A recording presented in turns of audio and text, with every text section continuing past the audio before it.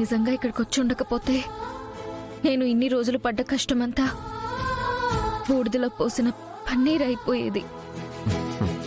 ఈ ఆకాష్ ఏ కష్టాన్ని కూడా వృధా కానివ్వడు. ఇక్కడికి వచ్చేటప్పుడు దేవుణ్ణి ఒక్కటే కోరుకున్నాను,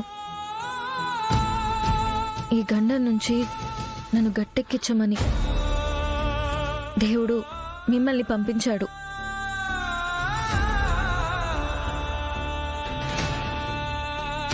గగన్ బావ లేడని తెలుసుంటే మా అత్తయ్య నిజంగా ప్రాణాలతో ఉండేది కాదు.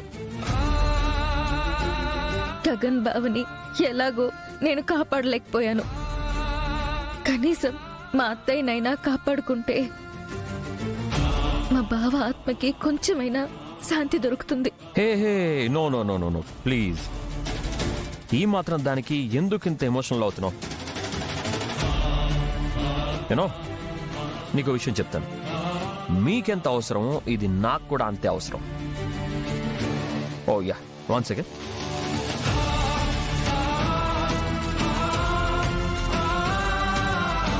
ఇదిగో ఈ పేపర్స్ మీద ఒక చిన్న సంతకం పెట్టేస్తే నా పని కూడా అయిపోతుంది.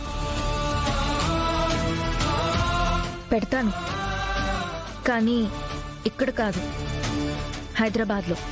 నో, మళ్ళీ హైదరాబాద్ వెళ్ళాలా? నో, హైదరాబాద్ ఎందుకు? ఇక్కడే పెట్టచ్చు కదా. లేదు, మీతో నాకింకా చాలా పనుంది. మీరు త్వరగా హైదరాబాద్ రండి. అక్కడికి వచ్చాక నేను అక్కడే సంతకం పెడతాను. కాదు భూమి గారు, నేను మీకోసం అంత పెద్ద ఫేవర్ చేశాను, కానీ ఒక చిన్న సంతకం కూడా పెట్టరా మీరు? మీకు నేను చేసే ఫేవర్ కూడా పెద్దదే. అది చెయ్యాలంటే మీరు హైదరాబాద్ రావాలి. చీటింగ్. ఏంటి మీరు నా నీటితో ఆడుకుంటున్నారు కదా? అక్కడ మీరు చేయాల్సింది ఇంకా చాలా ఉంది. What to do? Order pass చేశారు కదా. వస్తాను మేడం, వస్తాను. ఎవరి కోసం రాదు.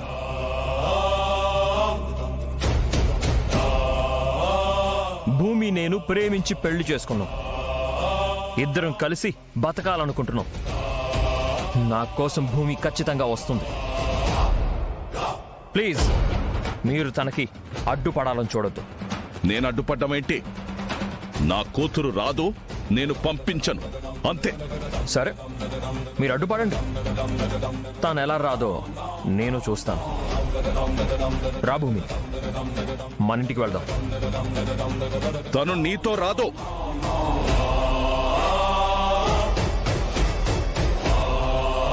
భూమి, నా మాట కాదని వాడితో వెళ్ళిపోతావా? ఇంకా చాలు నాన్న, ఎవరు మాట్లాడకండి. నా వల్లే ఈ గొడవ జరుగుతుంది. దయచేసి ఆపేయండి. భూమి,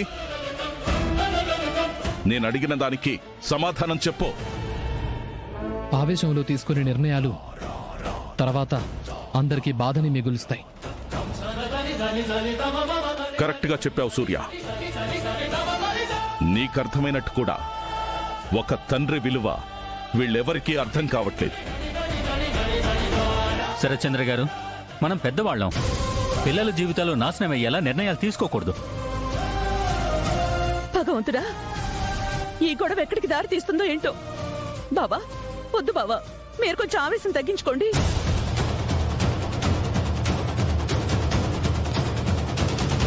సరే, మీరు పంపించకపోతే నా కొడుకు మీద హత్యా ప్రయత్నం చేసి చంపాలని చూశారని మీ మీద కేసు పెడతాను.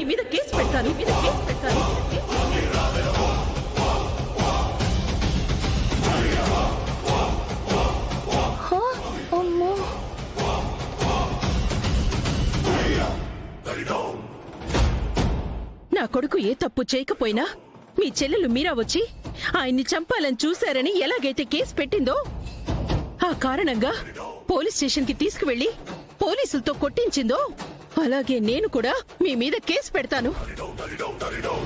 ఈ కేసులో నా కొడుక్కి ఆయన్ని చంపాలని ఉద్దేశం ఏమాత్రం లేకపోయినా పాపం వాడు శిక్ష అనుభవించాడు.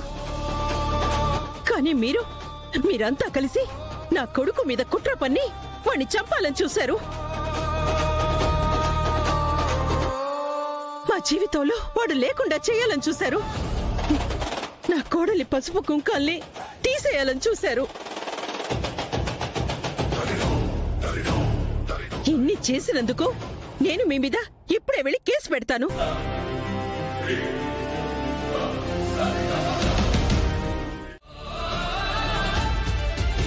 కానీ పెట్టలేదు.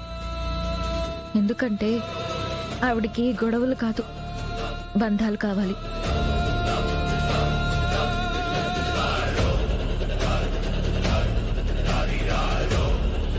కానీ ఇప్పుడు ఎందుకు కేసు పెడతానంటుంది?